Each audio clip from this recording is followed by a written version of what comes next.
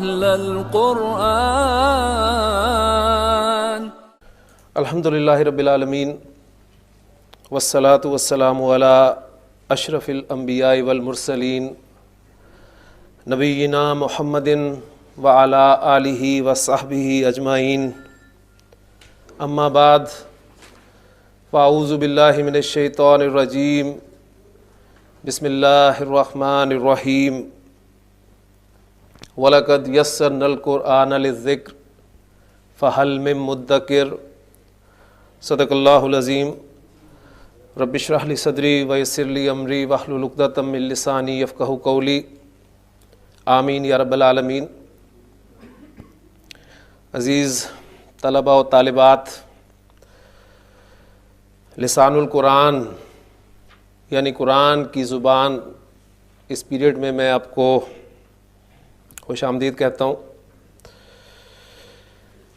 میں نے آپ کے سامنے سورۃ القمر کی ایک آیت تلاوت کی ہے، اور یہ آیت سورۃ القمر میں اللہ تعالیٰ نے 4 مرتبہ دہرائی ہے۔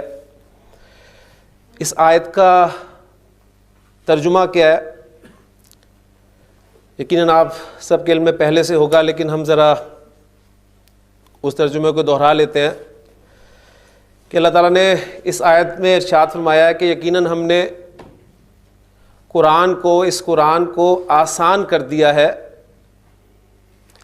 نصیحت حاصل کرنے کے لیے۔ تو کیا کوئی نصیحت قبول کرنے والا ہے؟ یہ میں نے ایک ترجمہ کیا ہے، اس کا ذکر کا ترجمہ میں نے نصیحت کے حوالے سے کیا ہے، اور ذکر کے ایک معنی ہمیں ملتے ہیں یاد کرنا۔ اگر اس معنی کے اعتبار سے اس کا ترجمہ کیا جائے تو ترجمہ کچھ یوں بنے گا کہ اللہ تعالیٰ فرما رہے ہیں کہ یقیناً ہم نے اس قرآن کو یاد کرنے کے لیے آسان کر دیا ہے، تو کیا کوئی ہے یاد کرنے والا؟ قرآن مجید یاد کرنے کے لیے بہت آسان ہے، اس لیے کہ اللہ تعالیٰ فرما رہے ہیں، اور اس بات کا ثبوت موجود ہے۔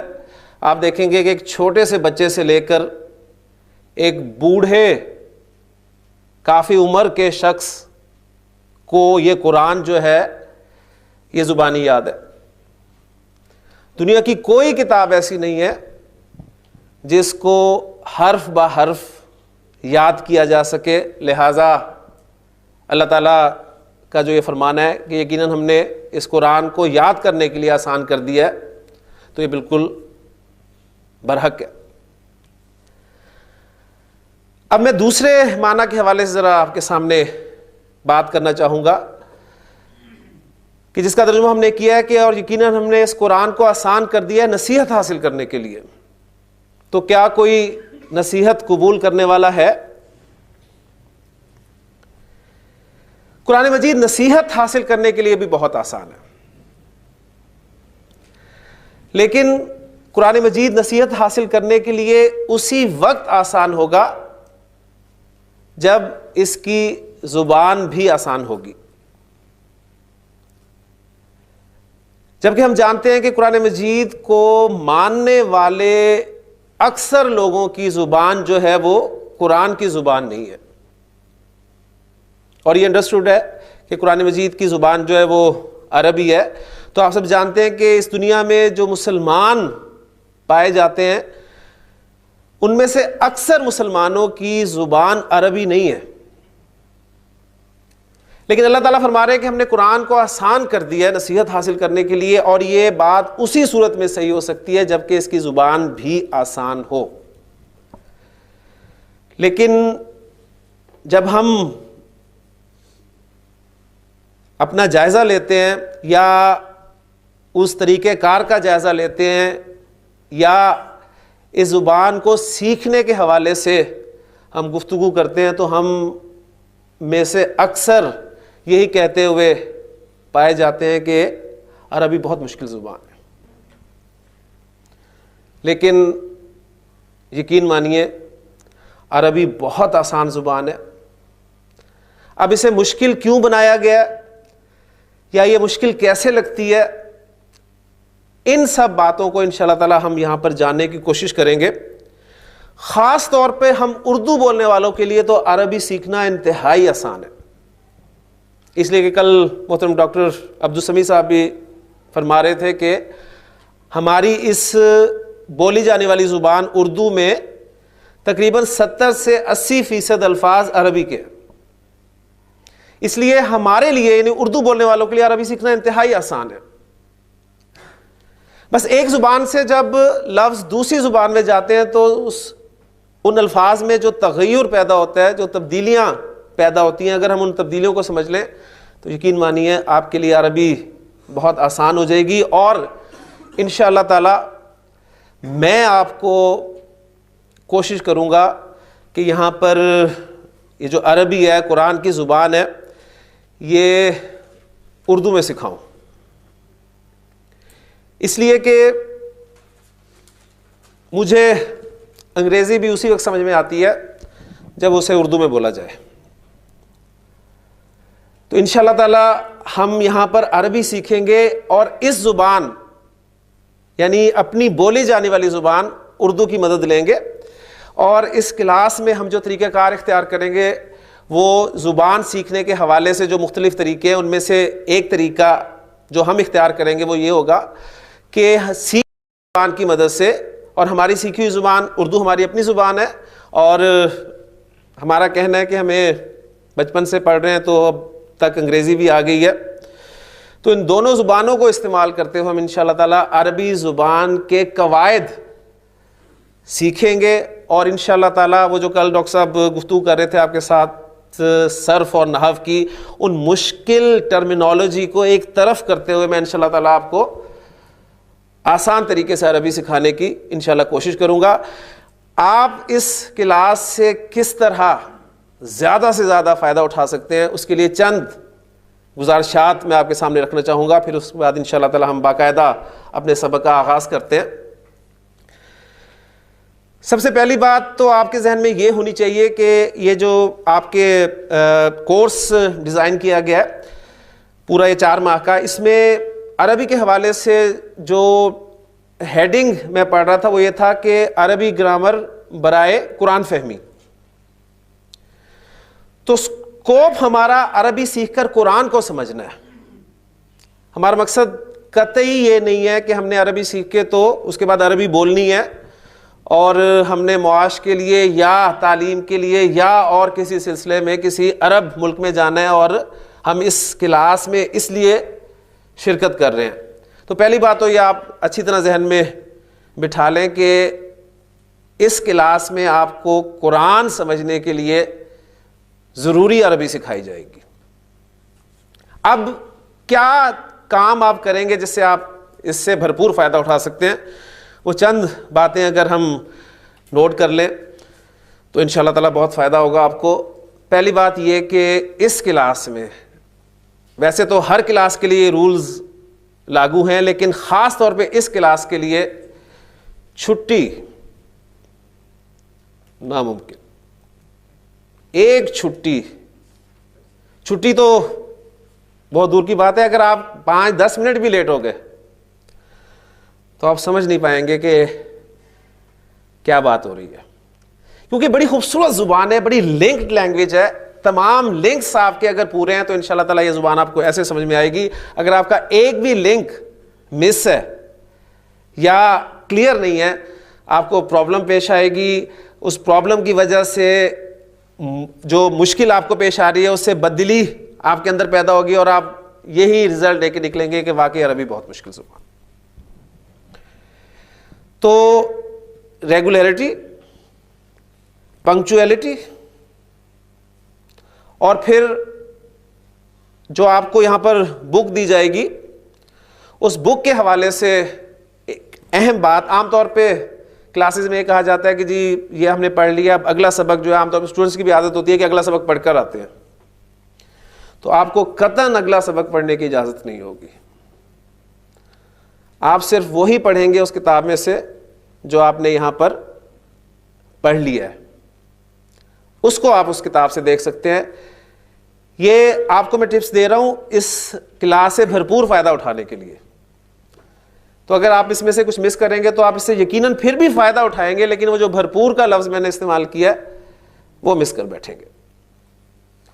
اور پھر سب سے اہم بات وہ یہ ہے کہ ماشاءاللہ آپ سب پڑھے لکھے لوگ ہیں اور آپ بہت کچھ جانتے ہیں, لیکن یہاں آپ بیٹھیں گے ایک طالب علم کی حیثیت سے.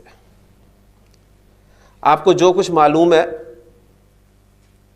آپ یہ سمجھ کر بیٹھیں گے کہ آپ کو کچھ نہیں معلوم. اپنے ذہن کو بالکل صاف کر کے آپ کے جو بھی کانسیپٹس بنے ہوئے ہیں عربی رولز کے حوالے سے, ان کو آپ نے پہلے بالکل صاف کرنا ہے. پھر میں آپ کو جو سمجھانے کی کوشش کروں گا انشاءاللہ تعالیٰ آپ کو وہ سمجھ میں آئے گا. اور آپ کے ذہن میں جو سوالات پیدا ہو رہے ہوں گے ان کے لیے آپ انتظار کریں گے. انشاءاللہ تعالیٰ آپ کو آپ کے ذہن میں پیدا ہونے والے ہر سوال کا جواب آپ کو ملے گا.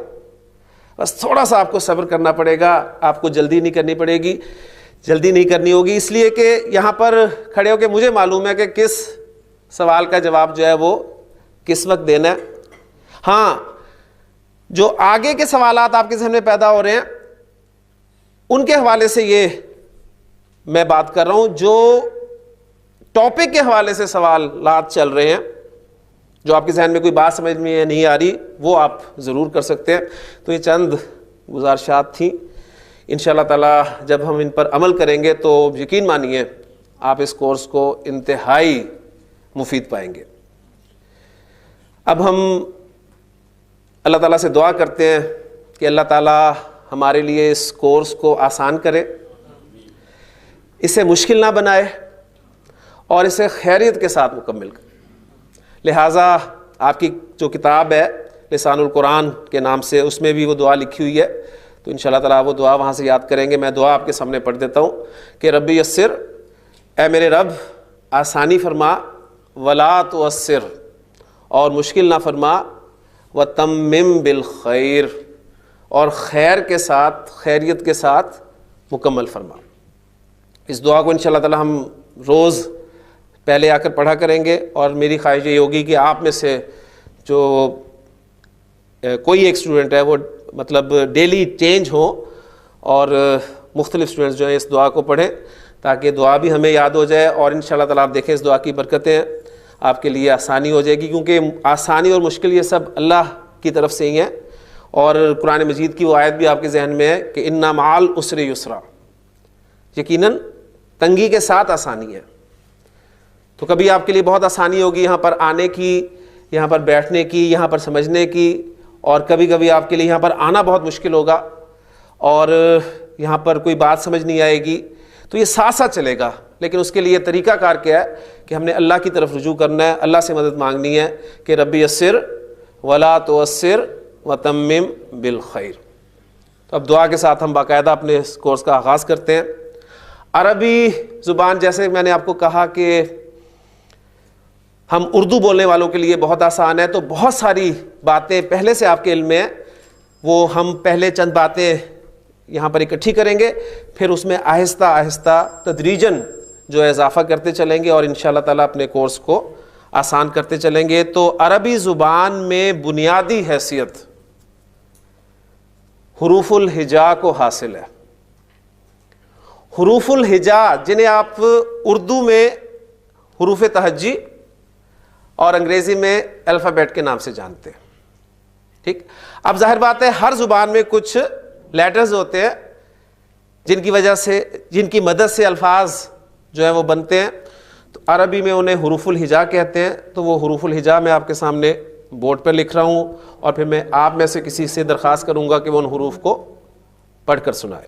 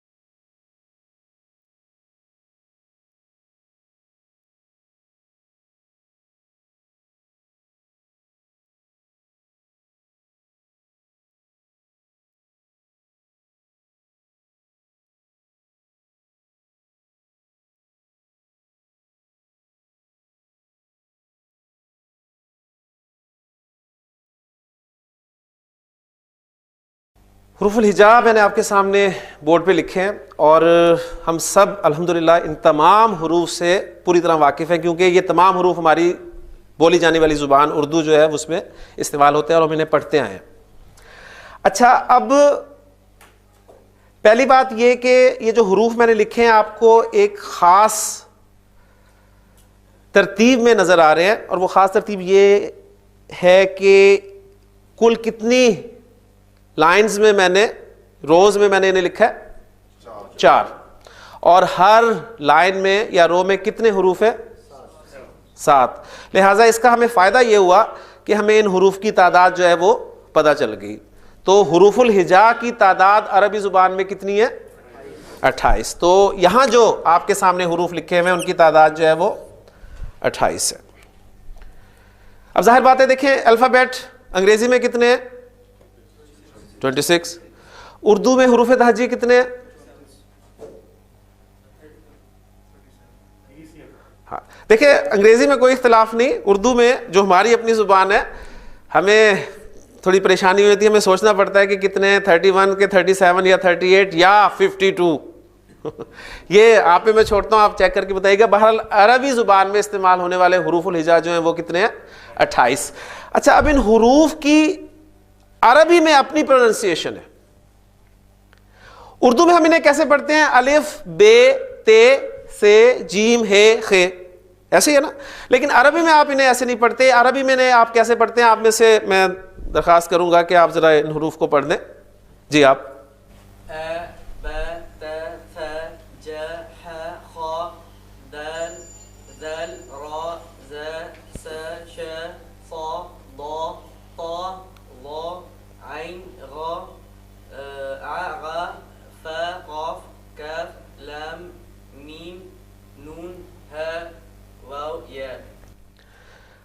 ہاں جی، آپ میں سے کسی کو ان کے پڑھنے سے اختلاف ہو؟ جی جی ندیم صاحب، صرف 2 حروف میں اختلاف ہے، باقی ٹھیک ہے پڑھے انہوں نے۔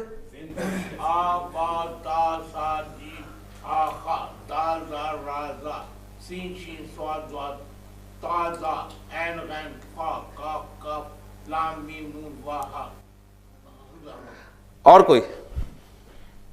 ابھی بھی اختلاف کی گنجائش ہے۔ جی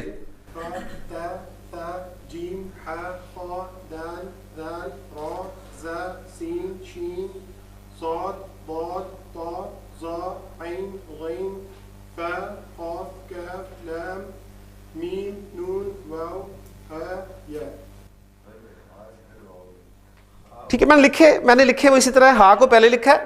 تو پہلی بات یہ اس لیے خاص طور پہ اس لیے لکھا ہے کہ ہم نے ڈکشنری کنسلٹ کرنی ہے انشاءاللہ عربی زبان کی، تو عربی زبان میں جو آپ کو الفابیٹیکلی ورڈز ملیں گے اس میں ہا پہلے ہوگا اور واؤ کے بعد یا ہوگا، اس لیے میں نے وہی ترتیب سامنے رکھی ہے تاکہ آپ کے لیے جو ہے پریشانی نہ ہو، ورنہ واؤ پہلے آتا ہے ہمارے اور ہا اس کے بعد آتا ہے پھر یا آتا ہے۔ ہاں جی، یہ جو ہے سامنے ان کی پروننسیشن آئی ہے بالکل ٹھیک آئی ہے۔ اب میں سب کے لیے ایک آسان سا اصول بتا دیتا ہوں، اس اصول کو آپ اگر سامنے رکھیں گے تو آپ میں سے سب ان حروف کو صحیح پروناؤنس کریں گے انشاءاللہ تعالی۔ اصول یہ ہے ردیم صاحب کہ ان حروف کو اردو میں ہم جو پڑھتے ہیں تو اردو پڑھنے میں ہمارے وہ حروف جو اے ساؤنڈ پر ختم ہو رہے ہیں، اے،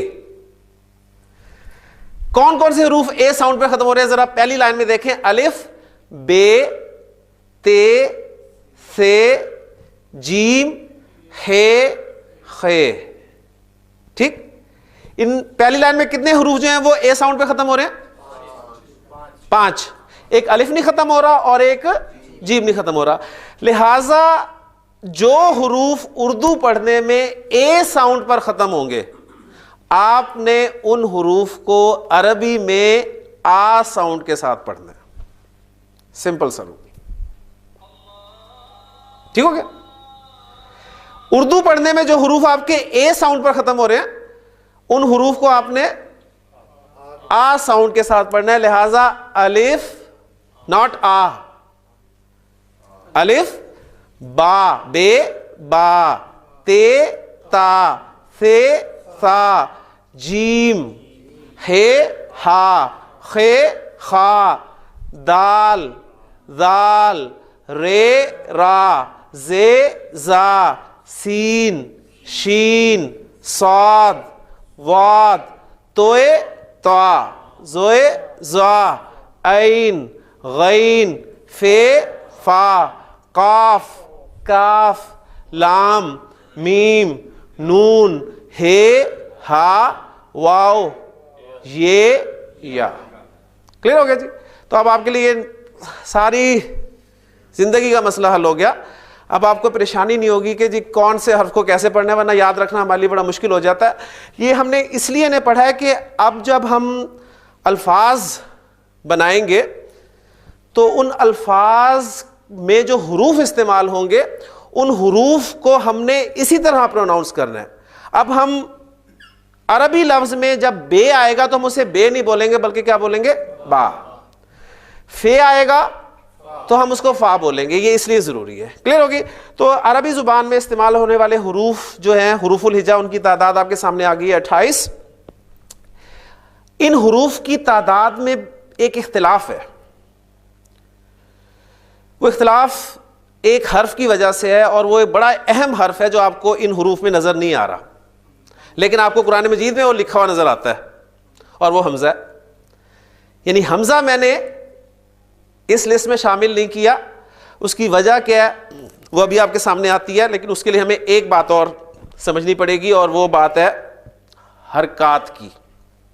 عربی زبان میں جو دوسری اہم چیز ہے وہ ہیں حرکات، اور بنیادی حرکات 3 ہیں. ان سے آپ واقف ہیں: زبر، زیر، پیش. یہ 3 بنیادی حرکات ہیں. ایک اور علامت آپ کو عام ملے گی، ویسے تو اور بھی علامات ہیں لیکن ایک علامت اور ملے گی آپ کو، وہ ہے یہ والی علامت. کیا کہتے ہیں اس کو؟ جزم. ٹھیک ہے، سکون کی علامت، جزم کی علامت.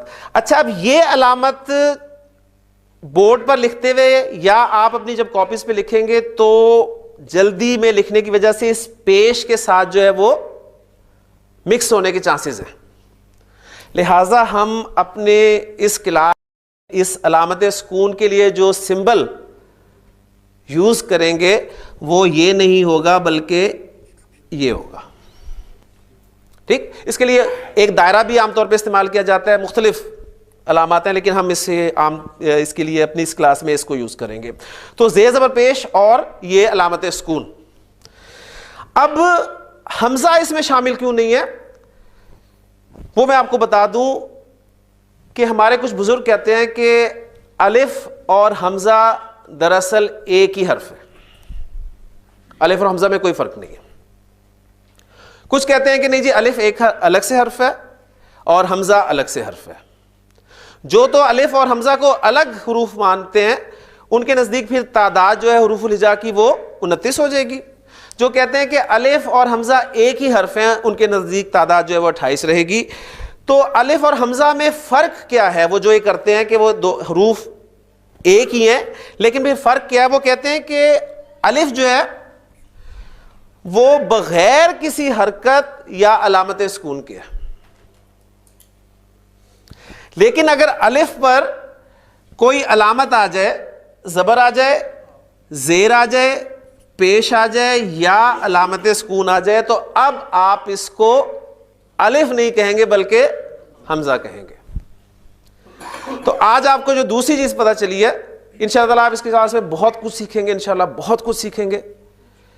تو ایک تو آپ کو دیکھیں وہ اے آ کلیئر ہو گیا الحمدللہ. دوسری آپ کو پتہ چلنے لگی ہے بات الف اور حمزہ کا فرق. اب آپ اس آیت کو سامنے رکھیں جو نبی کریم صلی اللہ علیہ وسلم پر پہلی وحی نازل ہوئی، اقرا بسم ربک الذی خلق. تو پہلا لفظ تھا اقرا.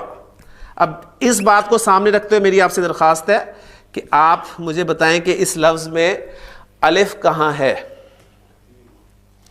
اقرا میں اس لفظ میں الف ہے؟ یہ پہلا کیا ہے؟ حمزہ. میں ایسے حمزہ کیوں کہہ رہا ہوں؟ اس لیے کہ اس الف پر حرکت آ گئی.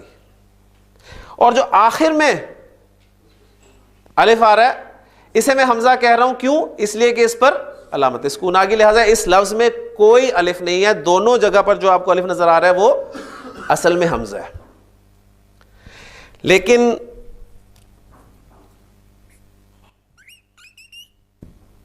انسان, اس لفظ میں آپ مجھے بتا سکتے ہیں کہ الف کون سا ہے اور حمزہ کون سا ہے؟ پہلا والا آپ کا حمزہ ہے اور یہ جو سین کے بعد والا ہے یہ آپ کا الف ہے. کلیئر ہو گیا؟ تو الحمدللہ الف اور حمزہ کا فرق بھی ہمیں پتہ چل گیا.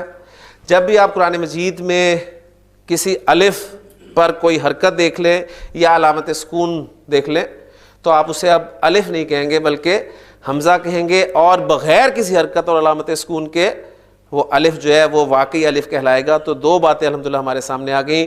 اب ٹائم چونکہ ہمارے پاس کلاس میں بہت تھوڑا ہے تو انشاءاللہ تعالیٰ کل اسی سبق کو آگے لے کے چلیں گے. میں اللہ تعالیٰ سے دعا کرتا ہوں کہ اللہ تعالیٰ ہمارے لیے آسانی فرمائے اور ہمیں اپنے کلام کو سیکھنے کے لیے جو ہے وہ شوق اور جوش عطا فرمائے.